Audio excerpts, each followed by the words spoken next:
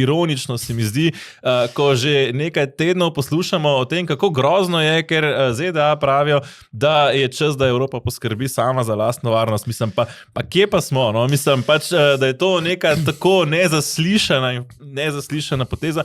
Pa bom spet rekel, ja, to, kako Trump opleta z zunanjo politiko, je problematično.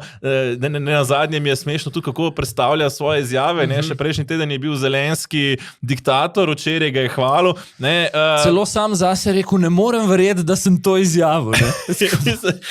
Ampak konec koncev nekaj pa ima prav. Tukaj je pa vprašanje Evrope, kako to, da Evropa toliko časa pravzaprav ob vsem bogastvu, ki ga imamo in zavedanju zgodovinskem, ki ga imamo, se delamo kot, da pravzaprav se nič ne bo več zgodilo in zato nismo faktor. Zato ne moremo biti faktor za mizo, ker kaj pa lahko Evropa ponudi, če parafraziram Milanovića, vojsko za safari.